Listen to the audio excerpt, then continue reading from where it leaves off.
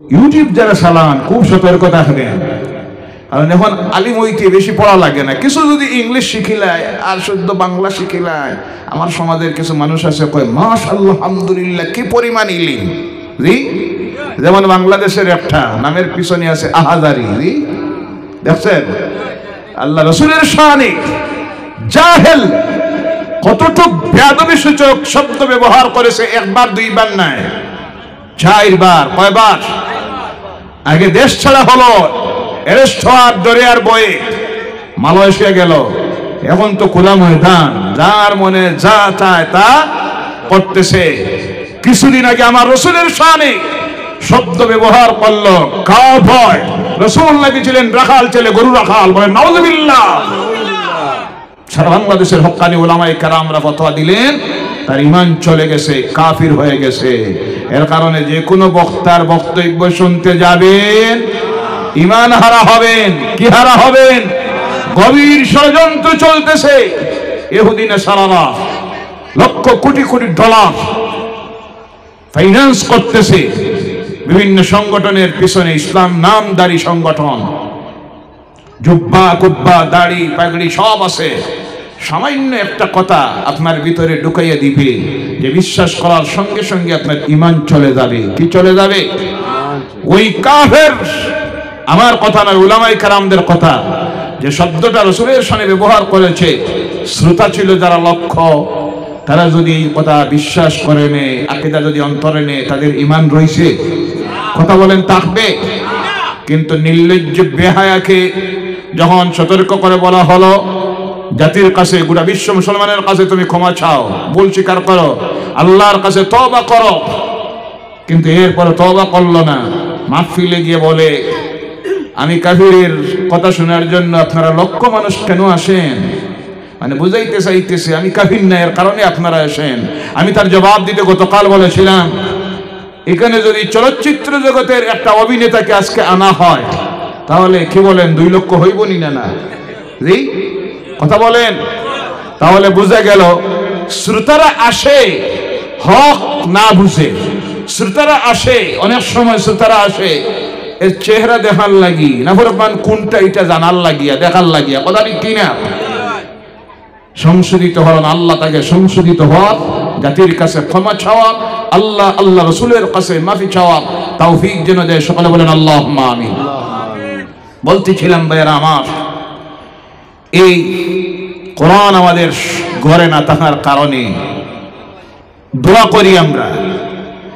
মক্কাতুল মুকাররমায় দোয়া করেন না ইমামেরা জামাতে নামাজের পরে? অনেক মানুষ আছে আমাদের দেশের হজে যখন যায় আবার পরে ঈমান হারায়, আছে না নাই? তখন আইয়া তারা দলিল দেয়, মক্কা শরীফে এটা দেখলাম, সৌদি আরবে এটা দেখলাম, মদিনায় ওটা দেখলাম, আমাদের দেশে এটা কেন করা হয়? এখানে নাই, ওখানে করা হয়, আছে না নাই? বলুন আপনারা, আমাদের কাছে মক্কা কি কোনো দলিল?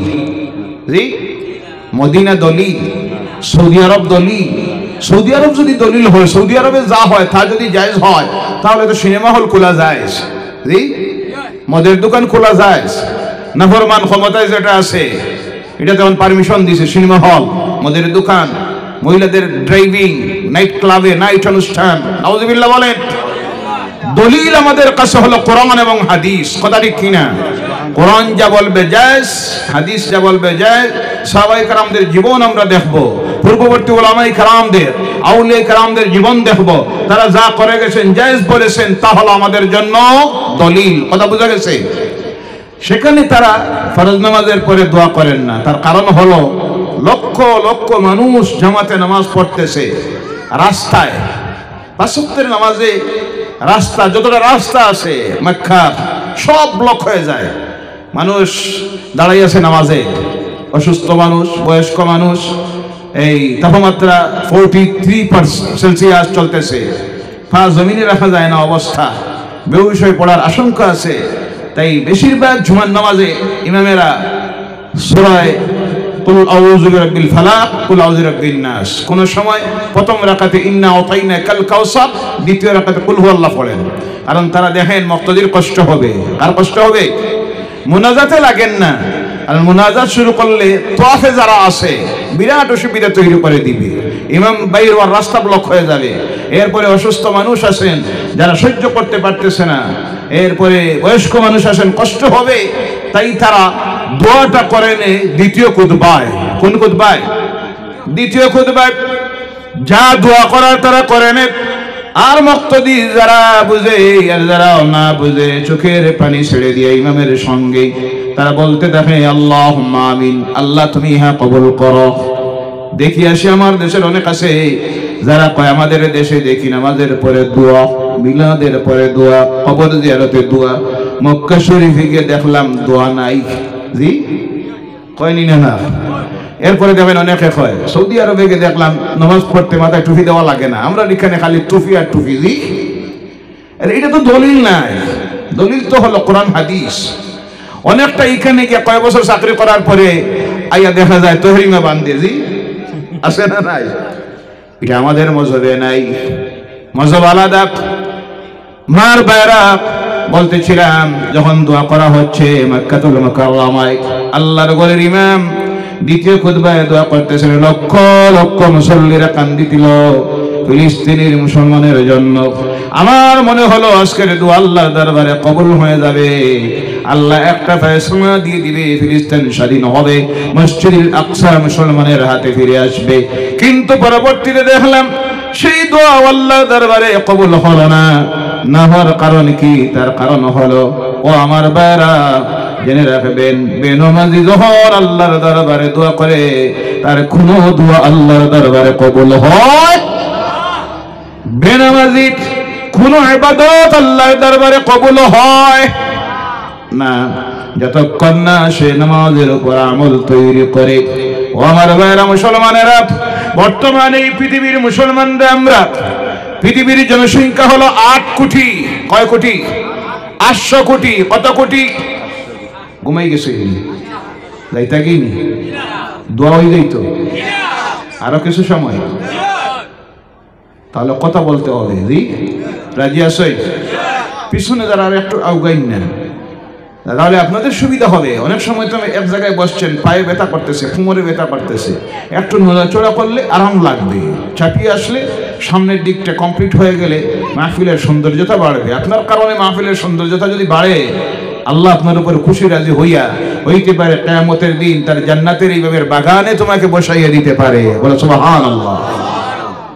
ভাইয়েরা আমার, 800 কোটি পৃথিবীর জনসংখ্যা, সেই জনসংখ্যার 4 ভাগের 1 ভাগ হলো মুসলমানেরা।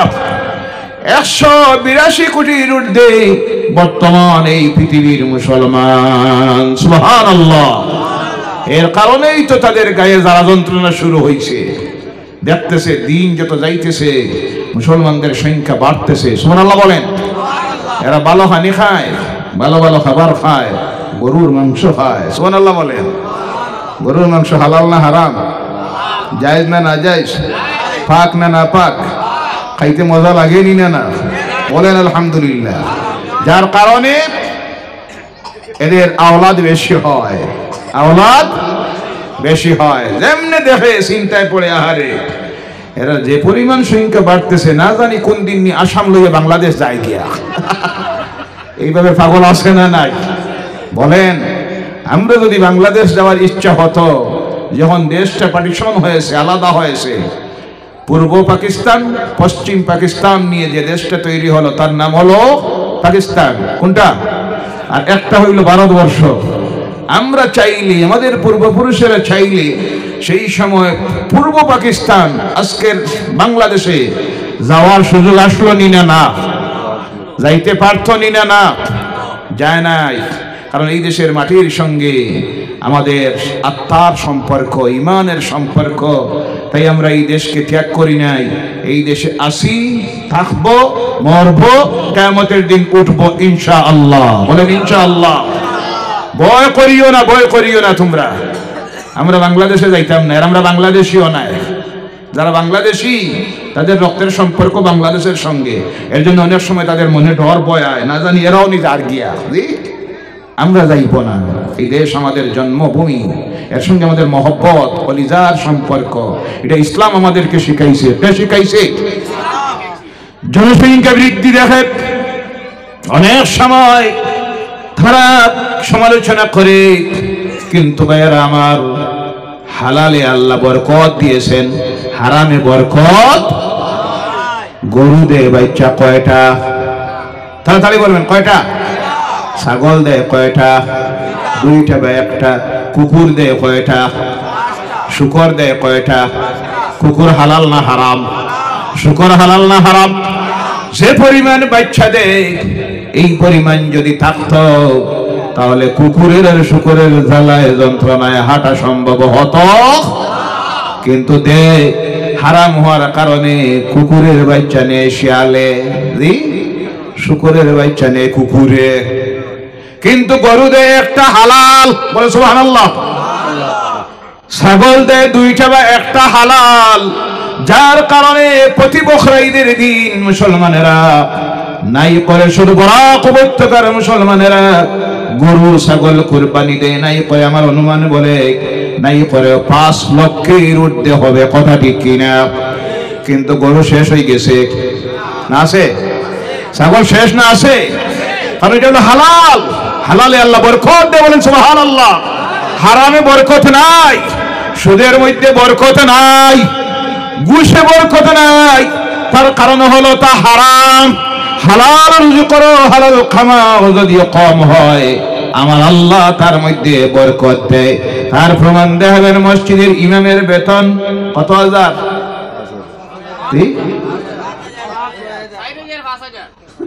আলহামদুলিল্লাহ কইতা না, নাউজুবিল্লাহ, জি কোনটা না, খুব সালার আপনারা দেখছেন। যদি নাউজুবিল্লাহ কই তাহলে হুজুরে কইবা 15,000 হোক, আলহামদুলিল্লাহ যদি কই কইবা বেকুফ নাকি বলি 60,000 কই আলহামদুলিল্লাহ।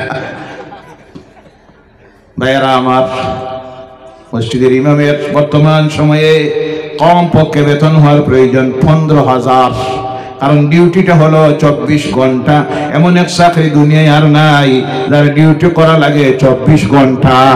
কত ঘন্টা? দ্বিতীয় কোনো তাদের ইনকাম সোর্স থাকে না, অন্য কোনো কাজে যাইতে পারতো না, আর যাওয়া মাত্র তো চাকরি যাইব। ইমাম সাহেব হইয়া আপনি প্রাইভেট টিউশন নিতে গেলা, জি আছে না নাই? ইমাম হইয়া আপনি দোকানদারি করেন, মানে বুঝায় ইমাম হইলে দোকানদারি করা না যায়, জি ইমাম হইয়া আপনি খতমে যাইন গিয়া বোঝা যায় না যাই কাজ করছে।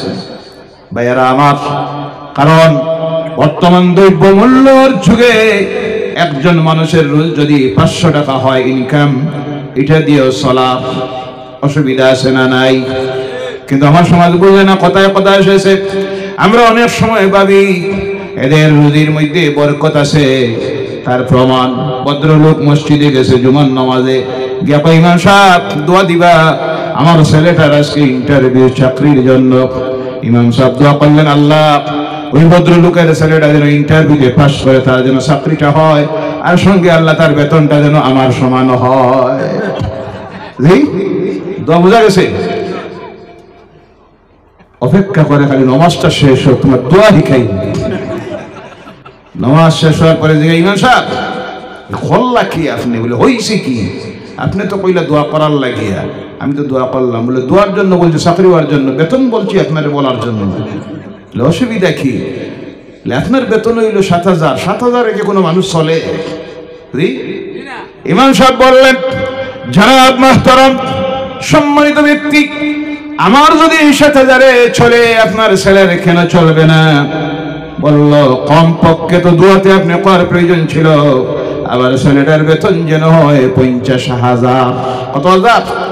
ইমাম সাহেব বললেন, আমার যদি 7,000-এ চলে, আপনার ছেলের কেন চলবে না? তখন উত্তরে দিল, আপনার এটার মধ্যে বরকত আছে। বুঝাইয়া দিল, তার এটার মধ্যে শুধু গজব। ইমাম সাহেবের বেতনে শুধু বরকত। এই চিন্তাধারার পরিবর্তন আনুন ভাইয়েরা আমার। বলতেছিলাম হালালে যে কিভাবে আল্লাহ বরকত। একজন ইমাম 5 ওয়াক্তের নামাজ পড়েন, কম পক্ষে তাদের স্ত্রীরা নামাজ পড়ে, ছেলেমেয়েরাও নামাজ পড়বে। ইমাম ঘরে তিলাওয়াত করেন, মসজিদে বসে তিলাওয়াত করেন, নিজের ঘরে বসে তিলাওয়াত করেন, স্ত্রীও তিলাওয়াত করে। যার কারণে দেখবেন 5 থেকে 7,000 10,000 টাকা মাসে ইনকাম করে। ভালো ভালো সবজি, ভালো ভালো মাছ, ভালো কাপড় সব আছে না নাই? একদিনও ঋণ করতে হয় না, কাহার কাছে হাত পাতাইতে হয় না, কারণ এই রুজিতে আল্লাহ বরকত দিয়ে দেয়, কারণ সেখানে বর্ষিত হচ্ছে আল্লাহর রহমত। কোনটা? দোয়া হলো, কিন্তু দোয়া কবুল হয় না কেন? তার কারণ হলো ভাইয়েরা আমার, বলতেছিলাম জনসংখ্যার দিক দিয়ে আমরা মুসলমান 182 কোটি, কিন্তু সমীক্ষা চালাইয়া গিয়ে দেখা গেছে ওই 182 কোটি মুসলমানের মধ্যে শতকরা এখন পর্যন্ত 95% মুসলমান যারা 5 ওয়াক্তের নামাজটা পড়ে। নাউজুবিল্লাহ বললা না? সমীক্ষা চালাইয়া দেখা গেছে কমপক্ষে শতকরা 40% মুসলমান এখনো আমাদের সমাজে আছে যারা শুক্রবারের জুমার নামাজটা পর্যন্ত পড়ে। নাউজুবিল্লাহ বলেন। ও আমার ভাইয়েরা, যার কারণে তার প্রমাণ আমি দেই, বাস্তবে তার প্রমাণ। কোন জায়গায় যাওয়ার পর যখন জিজ্ঞাসা করি আপনাদের মহল্লায় কত পরিবার, কই হুজুর 200 পরিবার। কত পরিবার? কিনারায় থাকে অনেক সময় ইমাম সাহেব, জিজ্ঞাসা করি ইমাম সাহেব ফজরের নামাজে কয়জন? ইমাম সাহেব কয় হুজুর 10 জন। কয়জন? আপনাদের এলাকায় নাই বা বুঝলাম, কাছাড় জেলায় নাই, কারণ কাছাড় জেলার মানুষ তো দেখতেও বোঝা যায় একেবারে ফিরিস্তা। ভাইয়ের আমার, 10 জন যদি হয় আপনারা হিসাব লাগান, 200 পরিবারের মহল্লা যদি হয়ে থাকে, প্রতি পরিবারে যদি 1 জন মানুষ নামাজের উপযুক্ত হয়ে থাকে, নামাজ ফরজ হয়ে থাকে, তাহলে মহল্লায় হলো 200 মানুষ নামাজের উপযুক্ত। ফজরের নামাজে হাজির হইল 10 জন। এবার হিসাব মিলাইয়া দেখেন শতকরা এখন পর্যন্ত আমাদের সমাজের 95% মানুষের মধ্যে নামাজ নাই। নাউজুবিল্লাহ বলেন। ও আমার ভাইরা, কেন শান্তি নাই, বরকত নাই? আল্লাহ রাসূল সাল্লাল্লাহু আলাইহি সাল্লাম বলতেছেন, প্রতিদিন দিন শুরু হওয়ার সময়, রাত শেষ হওয়ার সময় আল্লাহর ঘর থেকে যখন আওয়াজ দেওয়া হয় আসসালাতু খায়রুম মিনান নাওম, তখন আল্লাহ রাব্বুল আলামিন প্রত্যেক মুমিন মুসলমানের ঘরের দরজার সামনে 2 জন রহমতের ফেরেশতা পাঠাইয়া দেয়। সুবহানাল্লাহ। তখন ওই 2 ফেরেশতা প্রতিটি মুমিন মুসলমানের ঘরের দরজায় দাঁড়ায় আর ডাকতে থাকে, ও আল্লাহর বান্দা বান্দিরা উঠে যাও ঘুম থেকে। আর ঘুমের সময় নয়, তখন যারা ঘুম থেকে উঠে যায় দরজা খুলে দেয় অথবা ঘরের জানালা খুলে দেয়। এর জন্য কিতাবের মধ্যে আসতেছে এই সময় কমপক্ষে ঘরের একটা জানালা খুলে দিও অথবা দরজা খুলে দিও, ফেরেশতা ঢোকার জন্য নয়।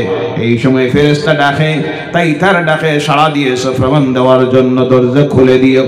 যখন খুলে দিয়া আল্লাহর বান্দারা মসজিদের দিকে চলে যায় আর আল্লাহর বান্দিরা নামাজের মুসল্লায় দাঁড়াইয়া যায়, তখন সেই ঘরের প্রতি, ঘরের অধিবাসীদের প্রতি, সেই বাড়ির প্রতি আল্লাহর পক্ষ থেকে রহমত নাজিল হওয়া শুরু হয়ে যায়। সুবহানাল্লাহ বলেন। আর যখন ডাকতে থাকে, ঘরের দরজা খুললো না, বাইরে হলো না, সাড়া দিল না, মসজিদে গেল না, ঘরে মুসল্লায় দাঁড়াইল না, তখন আল্লাহর ওই 2 ফেরেশতা ওই ঘর আর ঘরের অধিবাসী যারা সেই বাড়ির প্রতি লানত দিকে তাকে আর বলে, ও আল্লাহর নাফরমান, আল্লাহর রহমত থেকে তুই বঞ্চিত হয়ে যা। এর কারণে আমার ভাইরা, ওই হাদিসের মধ্যে আসতেছে সেই সময় আল্লাহ তার জান্নাতের 8টা দরজা খুলে দেয়। বলো সুবহানাল্লাহ। যার কারণে সেই সময় পৃথিবীতে একটা ঠান্ডা মৃদু হাওয়া বাতাস প্রবাহিত হয়। দেখবেন বর্ষার দিন হোক, শীতের দিন হোক, গরমের দিন হোক, প্রতি মৌসুমে ভারতবর্ষ হোক, সৌদি আরব হোক, আমেরিকা হোক, পাকিস্তান মরুভূমি অঞ্চল হোক, শীতপ্রধান অঞ্চল হোক, যেখানে আপনি যাবেন, যাওয়ার পরে দেখবেন এই সময় একটা ঠান্ডা বাতাস প্রবাহিত হওয়া শুরু করে। কিতাবের মধ্যে আসতেছে এই বাতাস আল্লাহর জান্নাত থেকে পৃথিবীর দিকে আসা শুরু করে। আর ওই বাতাসটা প্রথম যায় মক্কাতুল মুকাররমায়, সেখান থেকে যায় মদিনায়।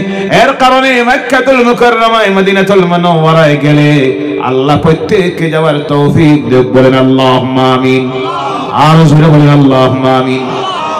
আল্লাহর কাছে দোয়া করবেন, আয় আল্লাহ, মৌতের আগে একটাবার এহরামের কাপড় গায়ে লাগাইয়া তোমার ঘরের সামনে নিয়ে হাজিরি দেওয়াইয়া লাব্বাইক আল্লাহুম্মা লাব্বাইকের হাজিরিটা দেওয়াইও। বলো আল্লাহুম্মা আমিন। মৌতের আগে একটা বার, আয় আল্লাহ, মদিনার তোমার হাবিবের রওজা মুবারক জান্নাতুল ফিরদাউসের টুকরা নূর নবীর সামনে নিয়ে, জিন্দা নবীর সামনে নিয়ে আল্লাহ একটাবার হাজিরি দেওয়াইও। মন ভরে, প্রাণ ভরে আসসালাতু ওয়াসসালামু আলাইকা ইয়া রাসূলুল্লাহ কর তৌফিক দিয়ে বলেন আল্লাহুম্মা আমিন। গেলে পরে দেখবেন গরমের দিন যদিও হয়, কিন্তু এই সময়ে এত ঠান্ডা একটা বাতাস প্রবাহিত হয়, আমাদের দেশেও আসে না নাই। এটা হলো জান্নাতের বাতাস, বেহেশতের বাতাস। কিন্তু এই বাতাস ফাসিকের গায়ে, মুনাফিকের গায়ে, আল্লাহর নাফরমানদের গায়ে লাগে, যার কারণে তারা তখন কি করে? ঘুম না ধরলেও মুখ ঘুরিয়ে ঘুমায়, আছে না নাই? কারণ তাদের গায়ে এই বেহেশতি বাতাস লাগে না। আমরা সেই বেহেশতের বাতাস গায়ে লাগাইতে চাই কি চাই না? কারা কারা চান একটাবার হাত উঠান আর বলেন আল্লাহ, আজ থেকে ফজরের নামাজ বা জামাত পড়ব, বলেন ইনশাআল্লাহ। আল্লাহ যেন তৌফিক দেয়, সকলে বলেন আল্লাহুম্মা আমিন। ও আমার ভাইয়েরা মুসলমানেরা, এর জন্য আল্লাহর হস্তে অনুরোধ রাখি, আমরা দোয়া করলাম, আল্লাহর দরবারে দোয়া করি। কেন দোয়া কবুল হয় না? তার কারণ হলো যারা আল্লাহ দরবারে হাত তুলে দোয়া করতেছি, এর মধ্যে চাইতে গেলে, দেখতে গেলে দেখবেন 10 থেকে 20% আছে যারা নাম করে শুধু খুরেরা, 10 থেকে 20-30%-এর মতো আছে যারা ধোঁকাবাজেরা, মিথ্যাবাদীরা, পরনিন্দাকারীরা, ওজনে কম যারা, আইল ঠেলাঠেলি করনেওয়ালা, পরের সম্পত্তি জোরে দখল করনেওয়ালা, এইভাবে বিভিন্ন মুসলমান ভাইয়ের উপরে মিথ্যা মামলা দেনেওয়ালা আসে না নাই? অনেক আছে আপন ভাইয়ের সঙ্গে, প্রতিবেশীর সঙ্গে 2 মাস 3 মাস 1 বছর হয়ে গেছে কথাবার্তা। আল্লাহ রাসূল বলছেন, নিজের ব্যক্তির স্বার্থে কোন মুসলমান যদি কোন মুসলমানের সঙ্গে 3 দিন কথাবার্তা বন্ধ রেখে দেয়, তার কোন দোয়া, কোন ইবাদত আল্লাহর দরবারে কবুল হবে। এখন এই ব্যক্তিকে নিয়ে আপনি দোয়া করতেছেন, শুধু ভোটটাকে নিয়ে দোয়া করতেছেন, বেনামাজিকে নিয়ে দোয়া করতেছেন, রিজিক যাদের হালাল নয় তাদেরকে নিয়ে দোয়া করতেছেন, এই দোয়া আল্লাহর দরবারে কবুল হবে না। কারণ আমরা জানি গ্রামীণ একটা শ্লোক আছে, এক গড়ে পাপ করলে কত গড় মারে? 40 না 70? এখন দাম বাড়ছে তো জিনিস, এটা বাড়ানি লাগবে।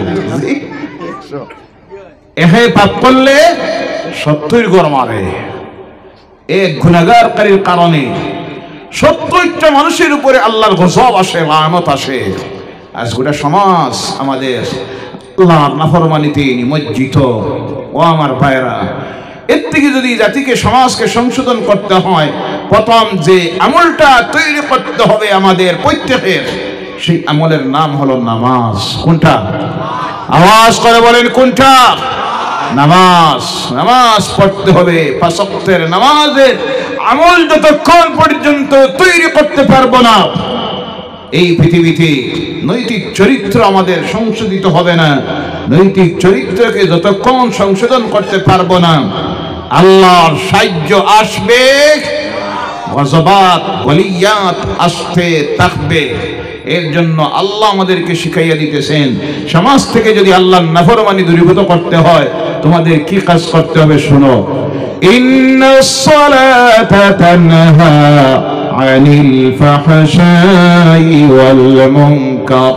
নামাজ এমন ইবাদত আমি তোমাদেরকে দিয়েছি, এই একটা মানুষ যদি প্রকৃত নামাজি হয়ে যায়, সেই নামাজ তাকে আল্লাহর নাফরমানির সকল প্রকারের কাজ থেকে, অশ্লীলতার থেকে, বেহায়াপনার থেকে তাকে বিরত করে নিবে, বাঁচাইয়া দিবে। একমাত্র যে ইবাদত, তার নাম হলো নামাজ। জোরে বলেন সুবহানাল্লাহ। 2 নম্বরে আল্লাহর সাহায্য যদি চাইতে হয়, আল্লাহ বলছেন 2টা কাজ করে আমি আল্লাহর কাছে সাহায্য চাও। কয়টা কাজ? আল্লাহ বলছেন ইয়া আইয়ুহাল্লাযীনা আমানুস্তাঈনু বিস-সাবরি ওয়াস-সালাহ ইন্নাল্লাহা মা'আস-সাবিরিন। হে ঈমানদারেরা, আল্লাহ আলাদা করে নিয়েছেন বিভিন্ন জায়গায়। আল্লাহ বলছেন ইয়া আইয়ুহান নাস, হে পৃথিবীর মানব মণ্ডলী। এখানে আল্লাহ নাস বলেন নাই, আলাদা করে নিয়েছেন ঈমানদার যারা। আমরা ঈমানদার না বেঈমান? কথা বলেন, আমরা ঈমানদার না বেঈমান? ঈমানদার। আমাদেরকে উদ্দেশ্য করে আল্লাহ বলছেন ইয়া আইয়ুহাল্লাযীনা আমানু আমানুস্তাঈনু, তোমরা সাহায্য চাও, ধৈর্য ধারণ করে, রাগ করিও না, মিজাজ গরম করিও না, ধৈর্য হারা হইও না, মনোবল হারাইও না, নিরাশ হইও না। যা চলতেছে এর পরিবর্তন করে দেওয়ার ক্ষমতা আছে কার? জোরে বলেন কার? আল্লাহ। মনোবল হারাইও না, নিরাশ হইও না, ধৈর্য ধারণ করো। আর নামাজ পড়ে, কি করে? নামাজ পড়ে আমি আল্লাহর কাছে সাহায্য চাও। ইন্নাল্লাহা মা'আস-সাবিরিন, নিশ্চয়ই আল্লাহ ধৈর্যশীলদের সাথে আছেন। আল্লাহ যখন ধৈর্যশীলদের সাথে সাথী হয়ে যাবে, দুনিয়ার কোনো অপশক্তি, কোনো ষড়যন্ত্র এই জাতি কোনো ক্ষতি করা সম্ভব হবে। এর জন্য করজোরে অনুরোধ রাখি, পর্দার আড়ালের মা বোনেরা, যুবক ভাইরা, যুবতী বোনেরা, আল্লাহর ওয়াস্তে সময়টা বড় কঠিন চলতেছে। আমাদের ভবিষ্যৎ, পরবর্তী প্রজন্মের ভবিষ্যৎ কি? সমাজের শিক্ষিত সমাজ, সুশীল সমাজ, সমাজ সচেতন মানুষেরা চিন্তা করতেছে এই জাতির ভবিষ্যৎ কি। সেই সময়েও আমরা যদি সচেতন না হই, আল্লাহর নাফরমানির থেকে যদি ফিরে না আসি, আল্লাহর গজবাত থেকে বাঁচা সম্ভব হবে? আল্লাহর সাহায্য আসবে না। তাই এই কঠিন সময়ে আমরা যেন সব আল্লাহর কুদরতের কদমে সিজদায় পড়ে যাই। 5টা ওয়াক্তের নামাজ যেন পড়ি, জামাতে নামাজ পড়ে খালিস তওবার নিয়তে আল্লাহর দরবারে যদি হাত তুলি, ইনশাআল্লাহ, বলেন ইনশাআল্লাহ, আল্লাহ রহমান রহিম, গফুরুর রহিম আমাদেরকে মাফ করে দিবেন, তার দয়ার ভান্ডার খুলে দিবেন, সাহায্য তার চলে আসবে।